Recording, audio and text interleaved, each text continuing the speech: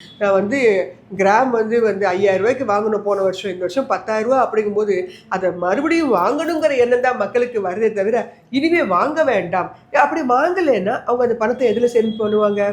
அடுத்த ஆல்டர்னேட் இருக்கணும் இல்லையா? கையில பணம் இருக்கு. எதுல சேமிப்பாங்க? ஸோ சேமிக்கக்கூடிய ஒரு வழியாக, எளிதான ஒரு வழியாக இருக்கக்கூடியது. அதே சமயம் எளிமையாக பணமாக மாற்றக்கூடியது அப்படிங்கிற இந்த கல்ச்சர் நீடிக்கும் வகையில, தங்கத்துக்கு எப்போதுமே டிமாண்ட் இருந்துட்டு தான் இருக்கும். இப்போ இந்தியா தான் வந்து அதிக அளவில் வந்து தங்கத்தை இறக்குமதி பண்ணுற நாடாக நம்ம தான் வந்து இருக்கோம். ஏன்னா இங்கே அவ்வளோ தேவைகள் மக்களுக்கு வந்து இருக்குது. ஸோ இந்த தங்க விலை உயர்வுனால நம்மளோட அந்த நிதி இருப்பு அந்த பற்றாக்குறையை வந்து இது வந்து பாதிக்குமா டைரக்ட்? அதனால தான் உங்களுக்கு வந்து டாலரை கொடுத்து அதிகமான அளவுக்கு தங்கத்தை வாங்கி கையிருப்பு வச்சுட்டு இருக்கிறோம். இப்போ நம்மகிட்டேயும் தங்கத்தோட கையிருப்பு வந்து சென்ட்ரல் கவர்மெண்ட் பேங்க்ஸில் அதிகமாகவே இருக்குது. நம்ம பேங்க்ஸ்லேயே அதிகமாக வாங்கிட்டு இருக்காங்க. சாவரின் கோல்டு பாண்ட்லாம் இப்போ கொடுக்கறத கூட அதனால் நிறுத்திட்டாங்க. முன்னாடி ஊக்குவிக்கணும்னு போன வருஷம்லாம் கொடுத்தாங்க. இப்போ பாண்டெல்லாம் கூட கவர்மெண்ட் பாண்டெல்லாம் நிறுத்தி வச்சுருக்காங்க. ஏன்னா நம்மகிட்டேயும் கையிருப்பு அதிகமாக காட்டணும். இப்போ சைனா பார்த்தீங்கன்னா போன வருஷத்தை விட அதிகமான அளவுக்கு கையிருப்பு காமிச்சிருக்காங்க.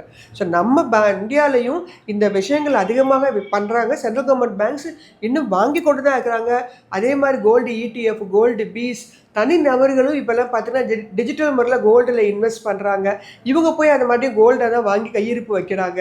So asset under management company எல்லாருமே கோல்டு ETF வச்சுருக்கிறாங்க.